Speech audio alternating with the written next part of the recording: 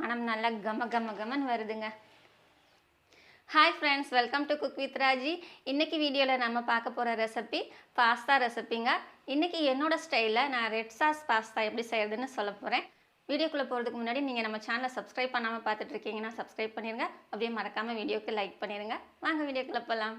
இந்த red sauce pasta செய்கிறதுக்கு முக்கியமான பொருள் பார்த்தீங்கன்னா பாஸ்தாவில் நான் இந்த இதில் எடுத்துருக்குறேங்க. உங்களுக்கு எந்த பாஸ்தா வேணுமோ அதை நீங்கள் எடுத்துக்கலாம்.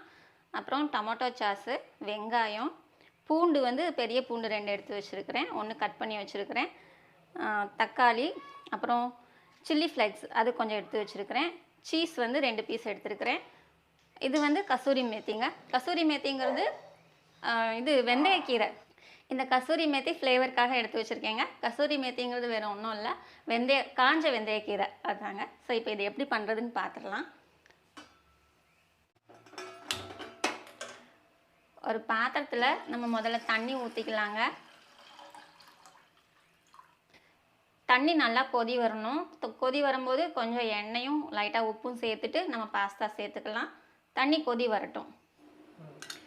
தண்ணி கொதி வர ஆரம்பிச்சிருச்சுங்க. இந்த ஸ்டேஜில் நம்ம 1 ஸ்பூன் எண்ணெய் சேர்த்துக்கலாம். எண்ணெய் சேர்க்கும்போது பாஸ்தா ஒன்றோடு ஒன்றா ஒட்டாமல் வரும், அதுக்காக. அப்புறம் ஒரு 1/2 ஸ்பூன் அளவுக்கு தூள் உப்பு சேர்த்துருக்கேங்க. இப்போ இது கூட பாஸ்தா சேர்த்துடலாம்.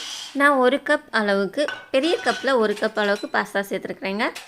இப்போ இதை கலந்து விட்டுக்கலாம். இது கலந்து விட்டுட்டு ஒரு 10 நிமிஷம் வேக வச்சுக்கோங்க. கரெக்டாக 8லேருந்து 10 நிமிஷம் வெந்தால் போதும். அதுக்கு முன்னாடியே இறக்கிட்டாலும் சரியாக வேகாது. 10 நிமிஷத்துக்கு அதிகமாக விட்டாலும் குழஞ்சிரும். அதனால் கரெக்டாக 8லேருந்து 10 நிமிஷத்துக்குள்ளே நீங்கள் ஆஃப் பண்ணிட்டு இதை வடிகட்டிக்கலாம். இது 10 நிமிஷம் கொதித்து வேகிறதுக்குள்ளே நம்ம ரெட் சாஸ் ரெடி பண்ணிடலாங்க. இதுக்கு ஸ்டவ்வில் ஒரு பேன் வச்சுக்கலாம். நான் ஆல்ரெடி வச்சுட்டேன். பேன் பற்ற வச்சுட்டு எண்ணெய் ஊற்றிக்கலாங்க.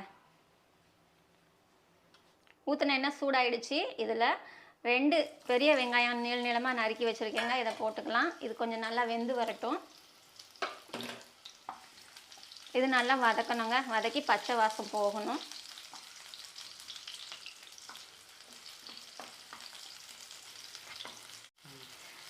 நான் வெங்காயம் சின்னதாக இருந்ததுனால நான் 2 போட்டிருக்கேங்க. பெரிய வெங்காயம் நீங்கள் பெரிய சைஸில் இருந்தால் 1 மட்டும் போட்டுக்கோங்க, போதும். இது சின்னதாக இருந்ததுனால நான் 2 போட்டிருக்கிறேன். இப்போ வெங்காயம் இந்த அளவுக்கு வெந்துருச்சுங்க. இந்த அளவுக்கு வெந்தோடனே நம்ம எடுத்து வச்ச பூண்டு 2 பூண்டு எடுத்துருக்கோம்ல, இதை போட்டுக்கலாம். இது கூடவே தக்காளி, நான் ஒரு 4 தக்காளி கட் பண்ணி வச்சுருக்கேங்க. இதையும் சேர்த்துக்கலாம். சேர்த்துட்டு இது நல்லா வதக்கி வரணும்.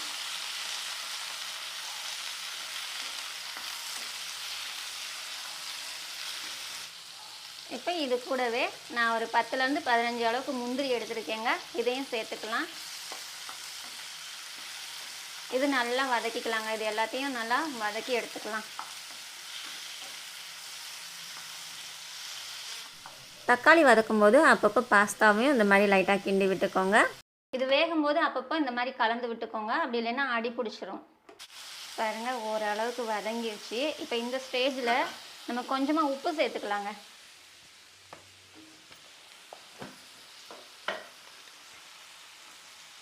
இந்த தக்காளிக்கு மட்டும் உப்பு சேர்த்துக்கலாம், போதும், ரொம்ப வேண்டாம். ஒரு 1/4 ஸ்பூன் அளவுக்கு சேர்த்துருக்கேங்க. ஒரு 1/2 ஸ்பூன் அளவுக்கு மிளகாத்தூள் சேர்த்துக்கலாம். சேர்த்துட்டு இதையும் நல்லா வதக்கிடலாங்க.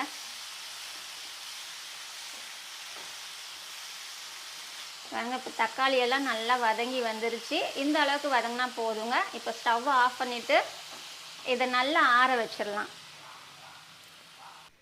தக்காளி வதக்கி முடிக்கிறதுக்கு 10 நிமிஷம் ஆயிடுச்சு. அந்த 10 நிமிஷத்தில் பாஸ்தாவும் நல்லா ரெடி ஆகிடுச்சிங்க. 10 நிமிஷம் வெந்து வந்துருச்சுங்க. ஸ்டவ் ஆஃப் பண்ணிடலாம். ஆஃப் பண்ணிவிட்டு இதை ஃபில்ட்ரு பண்ணிக்கலாம்.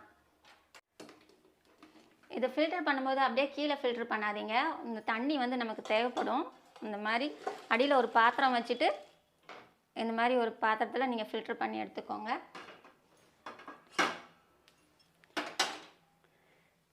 பாருங்கள், இந்த தண்ணி கீழே ஊற்றிடாதீங்க. இந்த தண்ணி நமக்கு தேவைப்படும்.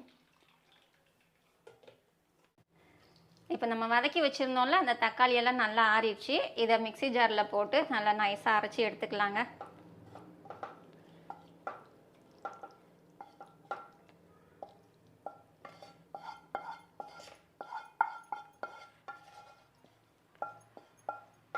இது தண்ணினா வெறும் தண்ணி ஊற்றாதீங்க. நம்ம இதில் தக்காளி இருக்குல்ல, இதை அலசின தண்ணியை லைட்டாக ஊற்றிக்கலாம்.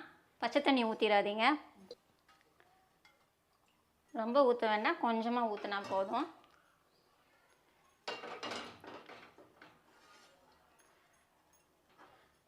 இதை நம்ம இது கூடவே ஊற்றிக்கலாங்க. இப்போ இது நல்லா நைஸாக அரைச்சிட்டு வந்துடுறேன். அரைச்சிட்டேங்க. போடும்போது சின்ன ஜாரில் போட்டேன், அது கொஞ்சம் பத்தலை, அரைக்க வரல, அதனால் பெரிய ஜாரில் மாற்றி அரைச்சிட்டேன். பாருங்கள், இந்த அளவுக்கு நைஸாக அரைச்சிக்கலாங்க. இப்போ நம்ம அடுத்ததாக ஸ்டவ்வில் இன்னொரு பேன் வச்சுக்கலாம். ஸ்டவ் ஆன் பண்ணிவிட்டு இதுலேயும் கொஞ்சம் எண்ணெய் சேர்த்துக்கலாங்க. எண்ணெய் வேணாலும் சேர்த்துக்கலாம், இல்லை பட்டர் வேணாலும் சேர்த்துக்கலாம். பட்டர் சேர்த்தா நல்லா டேஸ்ட்டாக இருக்கும். நான் இன்றைக்கி எண்ணெய் தான் சேர்க்க போகிறேன்.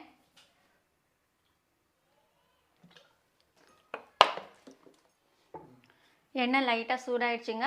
இந்த சூடில் நம்ம நறுக்கி வச்ச பூண்டு சேர்த்துக்கலாங்க. நான் ஒரு பூண்டு சின்ன சின்னதாக நறுக்கி வச்சுருக்கேன், இதை சேர்த்துக்கலாம். இது கூடவே கொஞ்சமாக ஒரு 1/4 ஸ்பூன் அளவுக்கு சீரகம் சேர்த்துருக்கேங்க. இது கூடவே 1/2 ஸ்பூன் அளவுக்கு சில்லி ஃப்ளேக்ஸ் சேர்த்துக்கோங்க. ஒரு 1/4 ஸ்பூன் அளவுக்கு மிளகுத்தூள் சேர்த்துக்கலாங்க. இது எல்லாத்தையும் நல்லா கலந்து விட்டுறலாம்.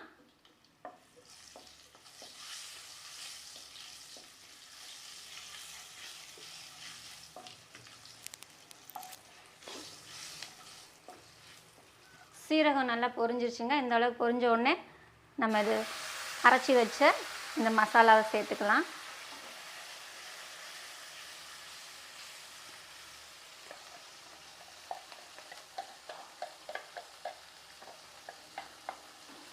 மசாலா சேர்த்துட்டு இந்த மசாலா இந்த ஜாரில் ஒட்டியிருக்கும்ல, அதில் கொஞ்சமாக தண்ணி ஊற்றி அதை ஒரு அலசிட்டு இதில் சேர்த்துக்கோங்க. சேர்த்துட்டு இதையும் நல்லா வதக்கி விட்டுக்கலாங்க. இது நல்லா வெந்து வரணும்.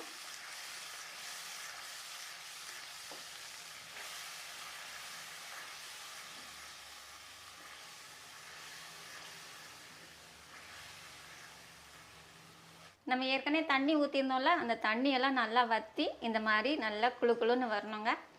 இது வந்து நம்ம முந்திரி பருப்பு போட்டோம் இல்லையா, அதனால் இந்த மாதிரி நல்லா கட்டியாக கிரேவி மாதிரி வரும்.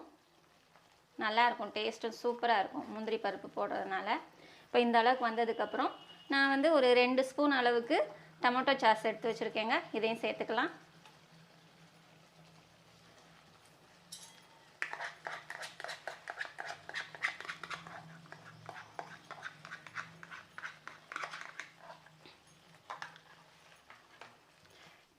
நம்ம இதில் உப்பு சேர்க்கணும்னு தேவையில்லை, ஏற்கனவே நம்ம வதக்கும் போது உப்பு போட்டிருக்கோம். நீங்கள் டேஸ்ட் பார்த்துக்கோங்க. உப்பு உங்களுக்கு கரெக்டாக இருந்தால் நீங்கள் போட தேவையில்லை. சப்போஸ் உப்பு கம்மியாக இருந்துச்சுன்னா லைட்டாக போட்டுக்கோங்க.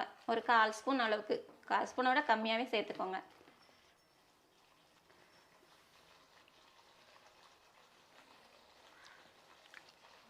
உப்பு கொஞ்சமாக சேர்க்கணுங்க. நான் சொன்னேன்ல, 1/4 ஸ்பூன் அளவுக்கு நம்ம சேர்த்தா கரெக்டாக இருக்கும். இவ்வளோதாங்க. ஏற்கனவே நம்ம அந்த பாஸ்தாவில் உப்பு போட்டு வேக வச்சுருக்கோம்ல, அதை பார்த்துக்கோங்க. நிறைய உப்பு போட்டுறாதீங்க, அப்புறம் உப்பாயிடும். ஓகேங்க, இந்த அளவுக்கு இதை உப்பு போட்டு கலந்து விட்டுட்டு நம்ம பாஸ்தாவை சேர்த்துக்கலாம்.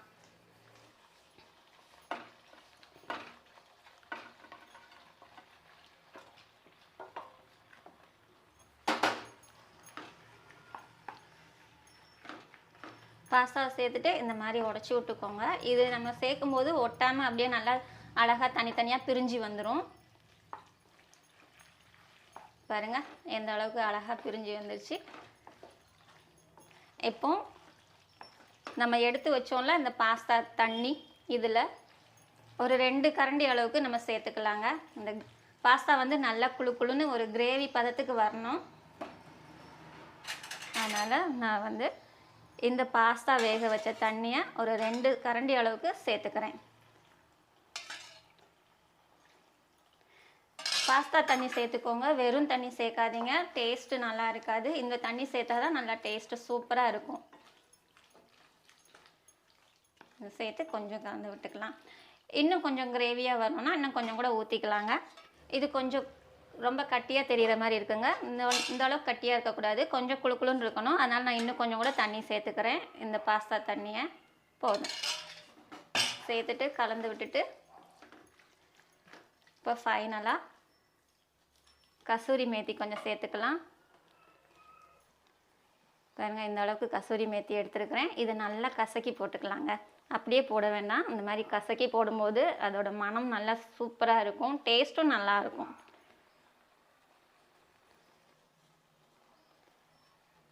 போட்டுட்டு லைட்டாக கலந்து விட்டுக்கோங்க. இது நல்லா கலந்து விட்டதுக்கப்புறமா ஸ்டவ்வை நல்லா சிம்மில் வச்சுருங்க. சிம்மில் வச்சுட்டு சீஸ் வந்து சேர்த்துக்கோங்க. நான் வந்து 2 சீஸ் சேர்த்துக்கிறேங்க. இந்த மாதிரி சீஸ் சேர்த்துட்டு இதை அப்படியே மூடி வச்சுருங்க. சீஸ் போட்டுட்டு நம்ம பிளேட் போட்டு மூடி வைக்கிறோம்ல, மூடி வைக்கும் போது ஸ்டவ்வை நல்லா சிம்மில் வச்சுருங்க. சிம்மில் வச்சு 1 நிமிஷம் மூடி வைங்க போதும். அதுக்கு மேலே வச்சுருந்தா பிடிச்சிரும். இப்போ 1 நிமிஷம் ஆயிடுச்சுங்க. இதை எடுத்து பார்க்கலாம். ஓ, பார்த்தீங்களா எவ்வளோ அழகாக வெந்து வந்திருக்கு. இப்போ ஸ்டவ் ஆஃப் பண்ணிடலாங்க. இப்போ இதை எடுத்து பார்க்கலாம். எவ்வளோ சூப்பராக வருது பார்த்தீங்களா. நல்ல செம்மையாக இருக்குங்க. மனம் அப்படியே மனம் சூப்பராக இருக்குது. டேஸ்ட்டும் ரொம்ப செம்மையாக இருக்கும். நல்லா கலந்து விட்டுக்கலாங்க. சீஸ் வந்து எல்லா பக்கமும் வர்ற மாதிரி நல்லா கலந்து விட்டுக்கோங்க. ரொம்ப கலந்து விட வேண்டாங்க, லைட்டாக கலந்து விட்டால் போதும். இப்போ இது ரெடி ஆயிடுச்சு. இப்போ இதை சர்வ் பண்ணலாம். பாருங்க, பார்க்கவே சூப்பராக இருக்குல்ல. மனம் நல்லா கம கம கமன்னு வருதுங்க. என்னோட ஸ்டைலில் ரெட் சாஸ் பாஸ்தா ரெடிங்க. இப்போ இதை டேஸ்ட் பண்ணி பார்த்துடலாம். ஓ, சுட சுட இருக்கு.